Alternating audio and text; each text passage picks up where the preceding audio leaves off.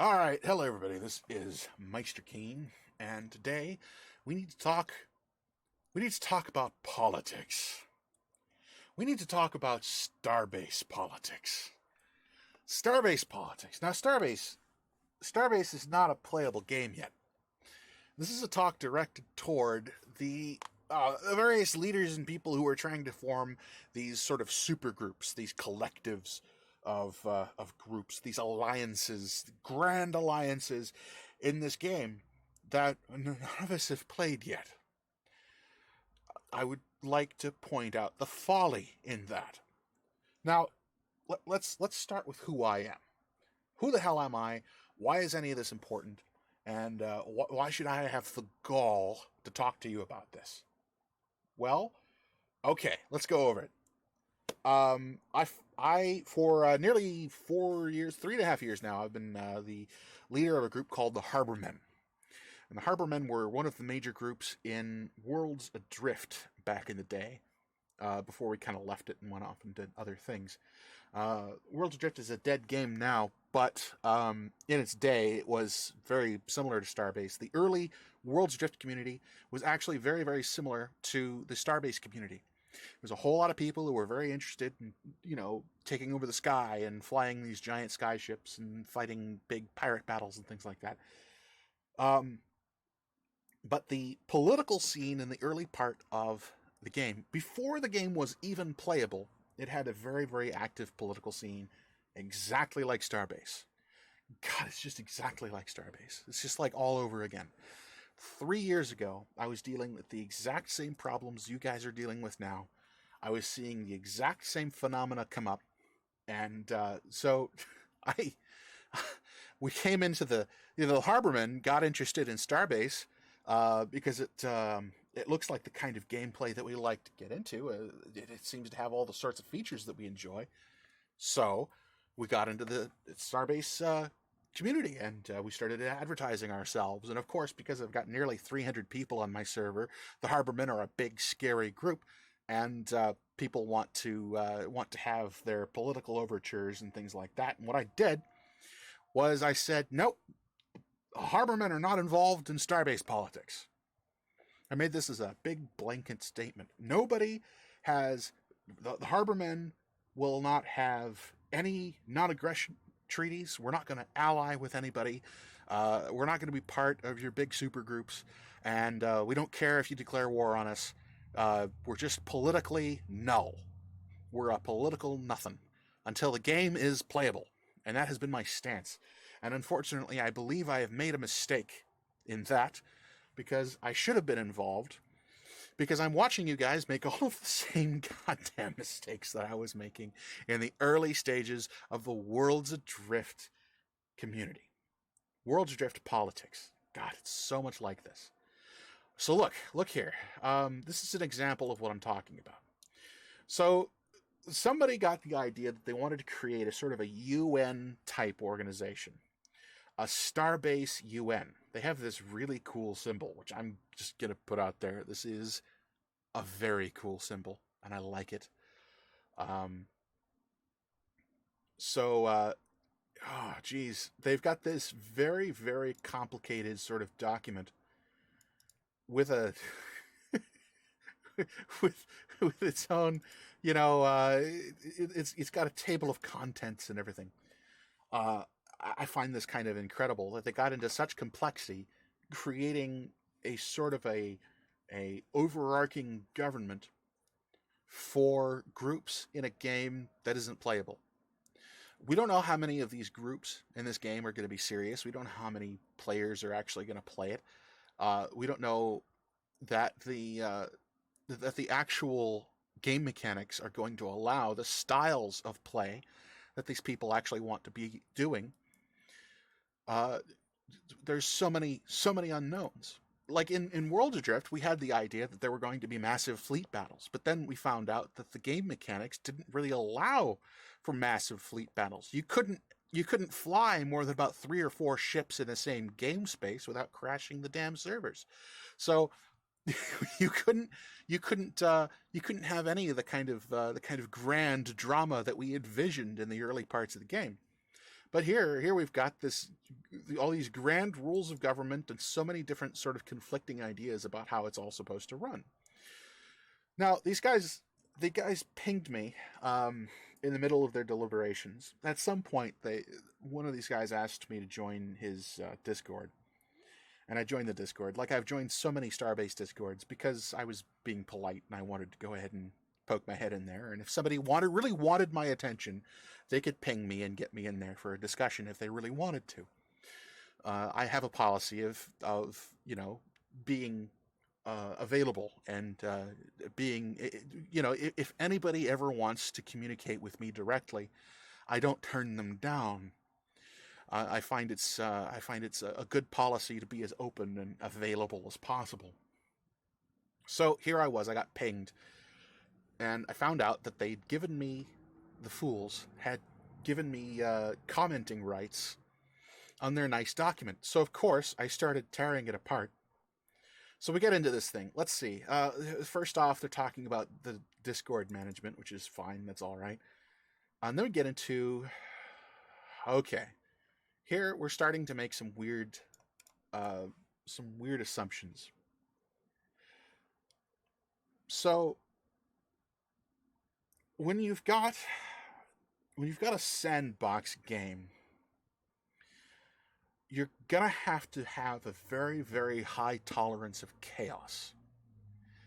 And you're gonna have to realize that one of the best ways, if you want more chaos, try to set rules against chaos, you'll get more chaos. Here he says, no wars or aggression against anyone in Senate space. So this is sort of supposed to be an open UN sort of body that anybody can join. But then we're supposed to say that we can't have any wars or aggression in Senate space. Senate space. So we're supposed to have a space, and it's a Senate. So it's more like a nation than a UN. I don't really understand this yet. A military council should be formed from the more powerful member factions. They would provide defense for the Senate and organize it together. This role would be purely an honorary role. So we have the honor of contributing our efforts and our avatars and our resources and our ships to defending the Senate. And of course, being a bulwark against all the chaos of the world. And our pay for this is to have the honor of doing it. Okay. By the way, I wrote a lot of comments into this thing. They actually deleted most of my comments. Alternatively, some reward could be given for it through a membership fee that all representative factions have to pay. Maybe only if the faction is over 100 members, not to scare away small factions. Okay, so in other words, no barrier to entry for small factions. Small factions get defended by all the big factions, so the big guys get to... Come on, man. Empire and Kingdom space aren't neutral ground, but they are the most secure areas. Maybe the Senate should have its presence in all 3 locations. Okay, it's overcomplicated. Jeez. I mean, okay, so now not only defending 1 space, but defending 3 spaces, because we want to be as neutral as possible and should maintain locations. And I think in a sandbox game in general, especially one as transient as something like World Adrift, and as the way Starbase looks to me, it looks like you're going to have basically 2 modes. You can either be nomadic as all hell. You know, you got a big ship and you load everything up into your ship and all of your services and everything is in your big ship. And you upgrade it as you go and you kind of tack things onto it as you need more stuff and more space and whatever. That's, the nomadic kind of approach. Or you're going to be in a station. And you're going to start, obviously, in an NPC station, probably in a safe space where you're unlikely to be raided. But you're going to have to pay for that on a constant basis. And if you don't want to pay the constant fee to maintain a safe space, you're going to have to go and build your own station, which is not in safe space.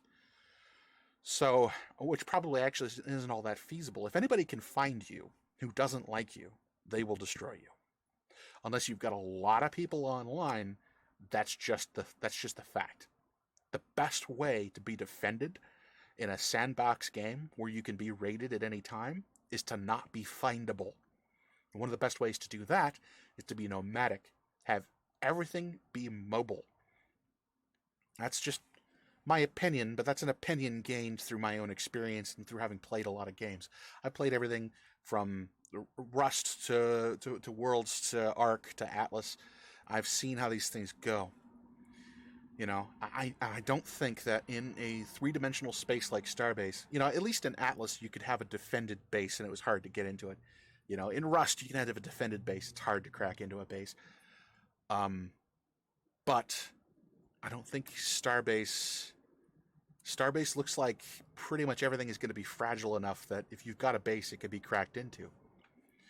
So, and then we talk about the Senate having a galactic union. Everybody would be able to be in this thing and talk. And this is one of the first comments I made. So you're granting a voice to groups that aren't even involved in the union. Like, why? Why would you do that? And then Archduke said something about how it's a neutral space where just like there is no war or conflict allowed. And so I told him, I did this exact thing one time.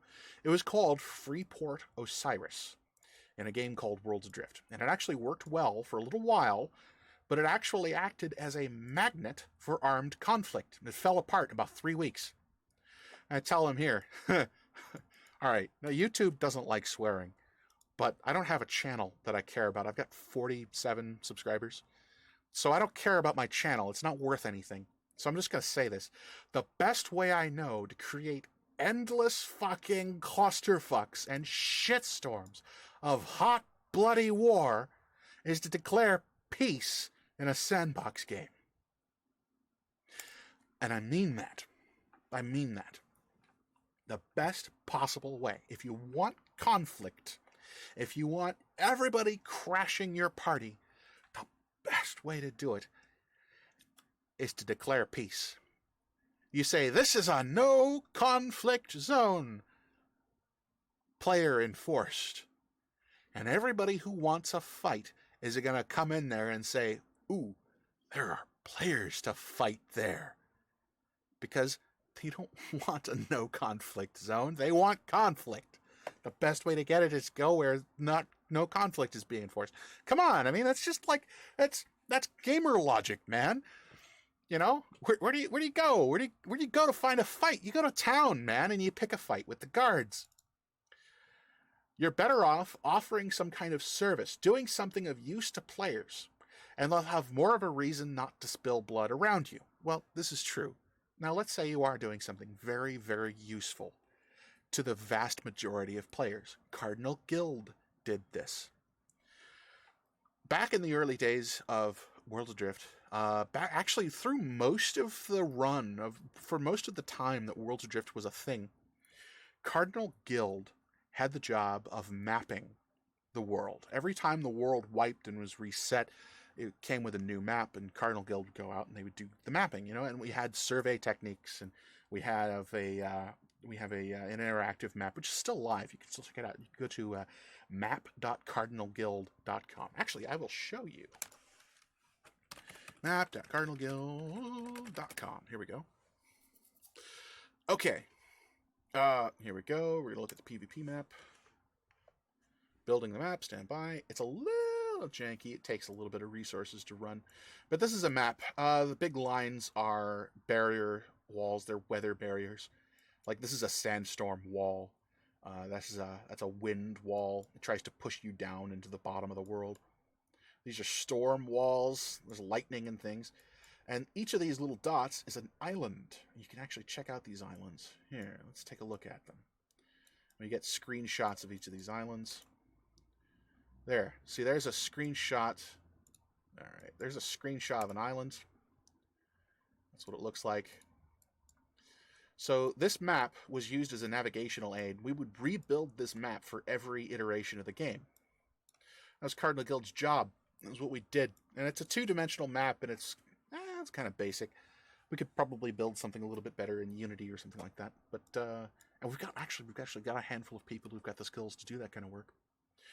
But since we were doing this, and since everybody needed maps, it was actually considered kind of a crime for anybody to attack a Cardinal Guild ship. If you were a Cardinal ship and you were on a mapping expedition, you were actually pretty protected. Most of the pirates, even some of the worst scumbags in the game, if they knew you were on a Cardinal mission and if you were working on doing cartography, they would back off. They wouldn't kill you. I mean, some of them would. Some of them were just scumbags, and they would kill you for no reason at all. But there were a lot of people, who respected Cardinal Guild, and for no other reason than because we were doing something that was actually useful to the community. So, yeah, if you want a peaceful situation, the best way to do that is to be useful to everybody, even the assholes. especially the assholes. You want a peaceful situation? Bring the pirates in and give them something they want, something that's useful to them. Universal usefulness, All right. Here's another kind of dumb idea. Equal vote or strength based on numbers. So if you've got a big group with lots of members, how do you even measure that? The Harbormen, like I say, we've got nearly 300 people in our Discord server. How many of those people actually play games? I don't know. We probably have, at any given time, the 40 or 50 people who are actually active in whatever game we're playing. If we're playing a big game, like if we're really massively engaged in something, like I think we had 35 or 40 people in total who played Atlas with us, all right? And we're bigger now. We've got more people. We got a lot of Starbase people now. I think that we could probably beat that for Starbase, especially in the first few weeks. But, the numbers in our Discord don't reflect the actual numbers of effective members in-game in our group. And I think that's probably, that's probably true of a group with 50 members in their Discord. Probably only 8 or 10 of those people are going to be active in the game, or at least not playing so casually that they hardly count. Right? So how do you... You don't have a reliable member count, of course. And, of course, also, then, don't you get into a situation with the tyranny of the majority? If you hand out votes to everybody just for signing up for a vote, then you get into a situation there where all of those people who can vote can drown out whatever other ideas you've got. Maybe you've got a small specialist group that has got some great ideas or something, but your proposal might benefit everybody, but it doesn't. But you can still be drowned out by the massive majority of everybody else. So why would you engage with that system? You wouldn't engage with that system unless you thought you could forward your own purposes through that group. If you have a big UN sort of group, you're favored. If it's set up to give you power and influence that you want, then you'll get involved in it, right? Then you've got a reason to be involved. Otherwise, why would you? So if you disadvantage the large groups in favor of the small groups, then the large groups aren't going to want to be involved. And besides, it looks like the large groups are going to be expected to do all the war and all the fighting. We're going to have to be the security guys. Well, shouldn't we also get some extra power and authority out of that? Or shouldn't we? Should all the small groups then be given the majority of the power and authority? And then what's in it for us? What's in it for them if they don't get anything out of it, right? So, So then it all just falls apart. That all falls apart. You're going to be favoring one or the other somehow. All right. Let's see. Combined Senate, different councils of nations and corporations, because apparently we are distinguishing between nations and corporations. A Senate, House of Representatives, and all of this. And then a speaker is responsible for sharing the... Good God. Okay, Zran. What is all this complexity? What purpose does it actually serve? So you've got this structure mocked up for a group that doesn't exist and has no stated purpose. So why? The structure has to serve a purpose. You have to have the purpose figured out first. What is the purpose of the group? like I was saying, that question, are we favoring larger groups or smaller groups? What are we actually trying to do? Are we trying to give the smaller groups a bigger voice, give them more of a soapbox so that they've got a little bit more influence? Or are we trying to give the big groups some power and authority commensurate with what they're actually contributing to the group? One way or the other, you're disadvantaging somebody, aren't you? Or perhaps you're creating a situation which is overall advantageous for everybody, right? If you're doing it right, but you better set that out right in the structure of your group. This is, how do you count representatives? How many representatives does anybody get for anything? What does all this mean? And how is the separation of a Senate and a representative house useful in the context of a game group that's probably, at best is going to have a couple of thousand participants? Actually, no, really, probably a few dozen participants and a bunch of member groups that are more or less oblivious of what their leaders are actually doing and saying and thinking. No. All right. All right. So, one of the things I said about this representative thing, there was something about, oh, geez, somebody made a point. There we go. Senate needs clear rules on non-bias from Senate speakers and moderators. Well, they deleted my original comment on this, so I rewrote it. And I said, well, so a representative's job is to represent somebody. And that always comes with biases. Bias is a rep's job. If you're representing something, you are, by definition, biased in favor of the thing you are representing. If you're representing something, your job is to forward the interests of those who you represent. If you speak for someone, then your job is to speak in such a way that you are representing what you are speaking for. You don't have an impartial speaker who will say anything. If you want that, get the news involved. Literally, we've got two news organizations. We actually do. We've got Starcast Radio, and we have the Galactic News Network. Two separate, distinct news organizations that have popped up for the Starbase. Right, we got a game that's not even playable yet, and we already have news for it. But these guys are...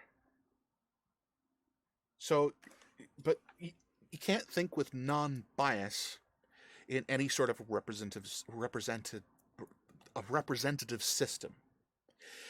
If you've got any sort of a republic involving representatives representing groups, then those representatives are all going to be biased in favor of those groups, and that's how it should be. Any group's involvement in some supergroup or alliance or something like that should be done with the idea in mind of forwarding the interests and the goals of the group that those people represent. If you're an engineering faction and you joined a big alliance, it's because you want engineering contracts. You want people giving you money and resources to do engineering for them. This benefits your group. Maybe it also benefits your alliance, but bloody well, it better benefit your group. If you're not doing work that is getting your group's purposes forwarded, if you're not moving the ball down the field for your team, you're not doing your job as a representative. And that means that you, my friend, are biased, and you should be. Okay. Let's see. What's the point behind separating nations of court? Yeah, that's what I thought too. Senate decisions should be non-binding, but still taken seriously. Come on. Okay, so the Senate can make decisions. But what do those decisions mean if they're not binding? It's sort of like... So, the idea is this would be a completely open group that anybody can join, so there's no barrier to entry. You sign up, you're involved. But then... You don't have any responsibility to follow the rules of the group. The Senate can make decisions, but the decisions are non-binding. But you're supposed to, quote-unquote, take them seriously. It's non-binding, but you're supposed to take them seriously. Scouts honor, guys. So you can't eject a group for just acting out and doing weird stuff. You can't do that. You can't say those guys are hostile and they're messing stuff up, and they're misrepresenting us and they're talking bad about us to these news organizations, and they're we don't like them. We'd like to vote them out. Right? Can you do that? Non-binding. Okay, so anything this guy says is obviously going to have nothing to. All right, options for Senate structure. Yada yada yada. Proportional representation by faction size. I already covered this, but basically, this is my thought on this. You want to grant votes and status to any group based on their actual contributions. They're going to contribute their actions, they're going to contribute their resources, they're going to fight for you. If they win battles for you, man, those guys deserve to have some authority. Because what they've done is they've demonstrated their ability to take what power they have and use it responsibly. And by some miracle, they're doing it in your favor. So what you do is you support that. If you're getting something good out of a group, you give them what you need to give them to keep them on your side. Basic politics. If you've got a group that is doing good things for you, they are one of your keys to power. And some of your resources are going to have to go to your keys of power, or they're not going to be your keys. They're going to hand the keys over to somebody else. And somebody else is going to be calling the shots, not you. So yes, you grant favors and you grant authority based upon the actual contributions of other groups. If they are scratching your back, you better scratch them back. All right, let's see. So I said here, your best bet is to grant political power proportional to demonstrated competence and capacity to contribute. If you hand out political powers just for signing in, you're opening the doors to non-contributive dead weight, groups and peoples who aren't doing anything for you. Service guarantees citizenship. Yeah, I know, you want to say that that's fascistic or whatever, but it's a good concept for a game group. I'm not sure it's a good government. I don't know if that would make a good government. If you've read Heinlein, I would actually recommend that you read the book Starship Troopers. Heinlein lays out a whole plan for how government should work, and a Heinleinian republic is what that's called. But service guarantees citizenship is one of the slogans of that. But good or bad, you read the book and make up your own decision. Let's see. So my point with this was that if you've got a union that's got no barrier to entry, then it's weak, and nobody's got any reason to take it seriously. People might sign up, but they'll ignore it and do nothing for it. Right? They won't have any skin in the game. They won't have any reason to defend it. If you have a union with no purpose, with no barrier to entry, with no actual contributions, contributed actions demanded and received by the group and for the group, right? If nobody's got any skin in the game, then it's just a dry fart, man. It's a dry fart in a whirlwind. It doesn't matter, and it's not doing anything for anyone. And so it's just so much words on parchment, right? It's not doing anything. Of course, I pissed these guys off. I was pointing this stuff out and I pissed them off, and I actually ended up splitting the Senate. I did. I dissolved a Senate. Anyway. So I said here to something Nordwolf said, and unfortunately I don't have the comment, but he said something, and I said back to him, Nordwolf, I'm sorry, but you're being unbelievably naive. There must be barriers to entry, and there must be some meaning behind joining the Union in the first place, or nobody will have any real skin in it when it comes to defending it. Okay, I already said this. The wolves will tear it apart, buddy. I've seen it before. PvP-oriented guys, griefers and the like, nothing is sacred to them, and they'll tear anything apart if it gives them giggles to do so. If the Union means something to the people in it, it'll be defended, and it will be more likely to survive. If it's absolutely free and open to anybody, it's griefer bait. So, here's actually an important point to make about this. Something that you really absolutely have to understand and recognize. If you're playing a sandbox game, you are already at war. You are already at war. And there's two sides in the war of a sandbox game. Side number one are the people who are constructively minded, right? They want other people to do well. They want to have a fun time themselves. They're not really interested in conflict so much, or maybe they are interested in conflict, but on more of a competitive level and not so much on a destroy everything level. They're people who want to have a good time and think other people should also have a good time, and they want to create something, right? We can call these creators. Even if what they are doing looks destructive, if it's for a constructive purpose, you can still call them creators. And then you got destroyers. Griefers, trolls, merchants of chaos, people who want to just wade in there and destroy things because it gives them giggles, because it's fun. You piss off other people, and it's fun to piss them off. It's fun to give them grief. And you know what? I mean, that can be fun. I'll admit, it can be lots of fun to wade into a situation and just cause chaos and rip things apart because you think they're silly or because you think you're making a point. But no, really, really, really, chaos and destruction for its own sake. Because pissing people off and making them upset makes you happy, right? We're talking about people who actually get off on the misery of others. Those people exist. They make up about 1/5 of any cross section of humanity, right? They are people who enjoy making other people miserable. Or they act out in that way. They act like they enjoy making people miserable because they're influenced by that kind of character, right? That's what you're dealing with.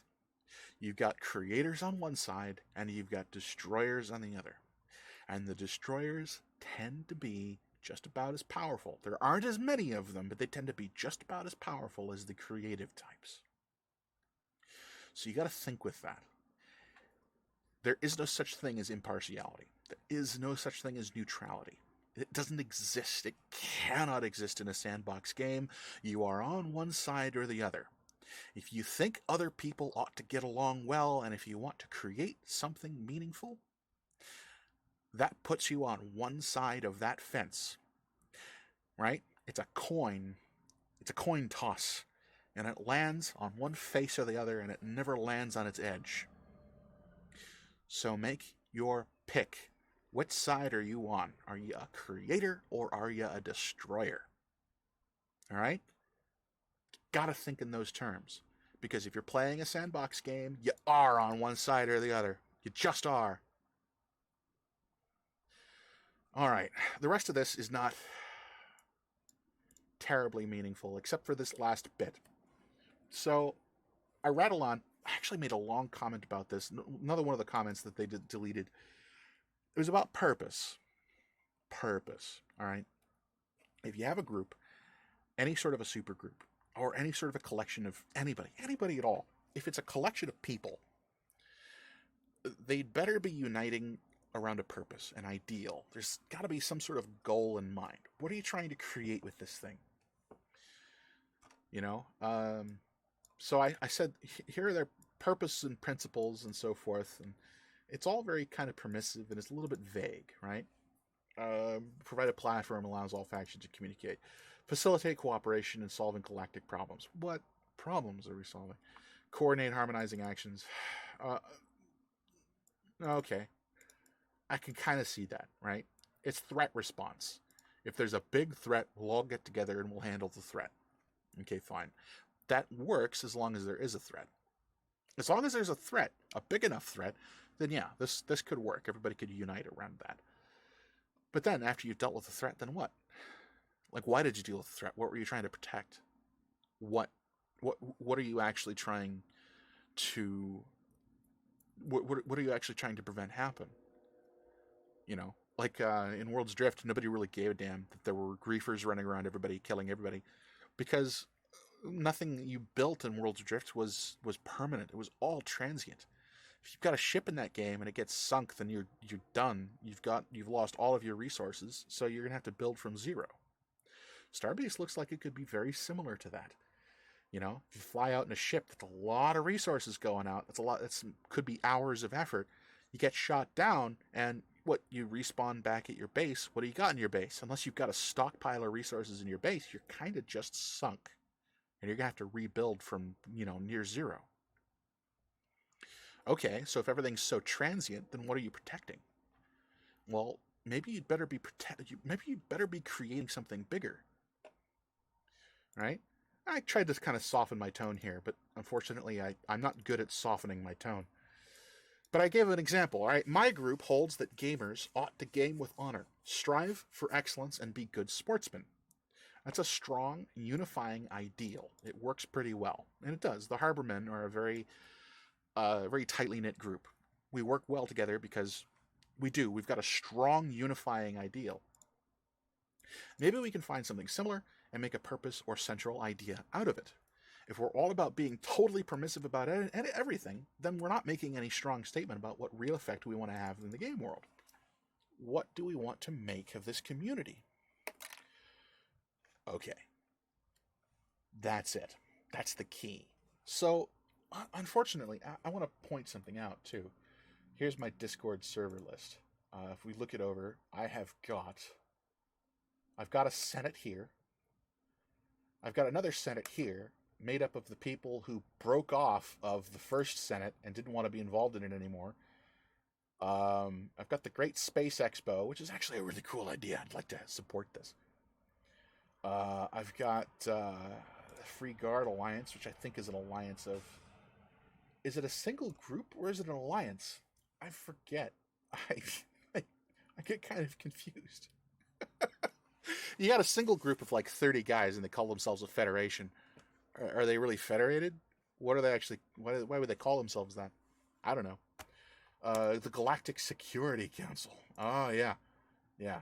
This is another big group of groups, right? It's an alliance of alliances. And I'm aware of...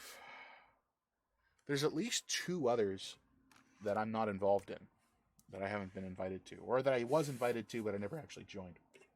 Lots of people want me to be involved in their supergroups and their big alliances, but I haven't joined really any of them. I haven't done any work in any of them at all. I only responded to this and tore into their document here because I got a big red ping and I was a little bit annoyed. That's what got me started on this whole thing. Well, you know what? Hell with it.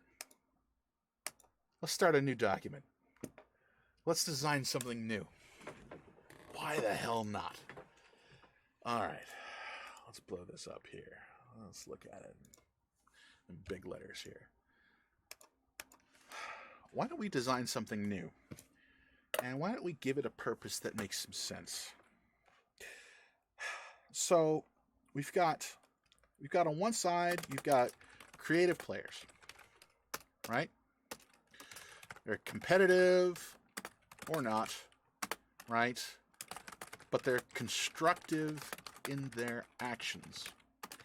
Engineers, artists, techs, business-oriented players, people who want to trade and do merchant type stuff. All right, and on the other side, we've got destructive players. All right, they revel in misery and destruction. Above all, they want conflict. They want a fight, and they'll do whatever they have to do to get it. Okay. So we got 2 different kinds of groups. The first thing you got to do is you got to choose what camp you're in. All right. Personally, I'm with the creative guys. So what if we form a group? We'll call it the Starbase Creative Council. There we go. So what is this about? It means if you're a member of the Starbase Creative Council, here's what it takes to be a member. You have a creative idea in mind, right? This could be anything. You want to make a marketplace. You want to haul ore You want to go and mine stuff and sell it to engineering groups that are building ships and such. Okay, that's creative. It's good. It's work. Or you want to make racing ships. Yeah, you want to make the fastest, most maneuverable ships in the world. Great. That's a good engineering challenge. There, that's a creative idea. Right?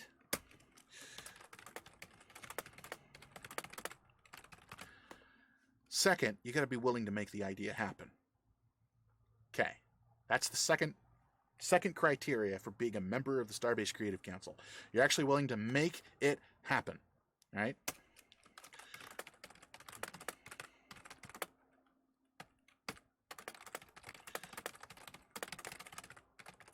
You're willing to defend your project and push it through to completion, right? So you've got skin in the game. There's something you're actually driving for. You're actually doing it, and you're going to fight to make it happen if you have to. Right? Good. That's what I mean by a creative player. Not just any creative player, but the kind of creative player that I want to be involved with. There are passively creative players, casual players who just want to frolic around and have some fun. Fine. You can be that if you want. There are players who really don't give a damn. They just don't, right? You know, they've got this idea. They're going to be in there. They're going to have their fun. They're going to do their own thing, and anybody else's concerns really can be damned. Okay, fine. You know what? That's okay. You could be that way too. Fourth and finally, you're willing to help other groups constructively. Right? Good. So now we're into the realm of actually creatively cooperating with each other. Right? So we've got our central ideal. We're constructive in our actions. Engineers, artists, techs, business-oriented players, or just very competitive fighters. Huh. That's creative. Why not? Why not be a mercenary group that takes pride in how good they are? We're good. We'll win a fight. We'll win any fight. Bring it on. You know, they're not out to just destroy everybody, but they are out to prove a point. We're good at fighting, and we're going to prove it. Fine. That's creative, and I like that attitude. I've seen it before, and those are good groups. Right? So destructive players specifically are the guys that want misery. They want other people to suffer. They don't want to compete. They want to crush. They want to destroy. These people exist. They are terrible people. I don't give them the time of day. Recognize that you're going to fall on one side of this spectrum or the other. You're going to be on one side of this coin or the other. All right? But if you want to take your creativity and you want to go one step further, you've got an idea in mind, you're willing to make it happen, you're willing to defend it and push it through to completion, and you are willing to help other groups with their projects. Booyah. Now you're my friend. If you have these qualities, you are my friend, and I will back you up. I'm going to create a Discord server. It's going to be called Starbase Creative Council. And if you are anything like any of this, you're invited. We're not going to have some system of votes. We're not going to have some complicated representational thing, any of that. I'm not going to bother with that. That's politics. I'm going to leave politics at the door. Everybody who joins this server is going to have a creative idea in mind, be willing to make it happen, be willing to fight to make it happen, and be willing to help other groups make their ideas happen. We're going to help each other, and we're going to make something. Because in the end, that's all that matters. Did we go into Starbase with a goal in mind, and did we accomplish our goals? Right? End of the day, that's what matters. I didn't accomplish my goals in Worlds Adrift, Now World's Drift is dying. It's a game that doesn't exist anymore as of about 30 hours from now. I regret that. I'm not going to let that happen in Starbase. I want to make something of the Starbase community. I want to take the best elements of this community and I want to forge it into something that actually gets something done. And this is how I'm going to do it. If you're with me, you're with me. All right, end of video.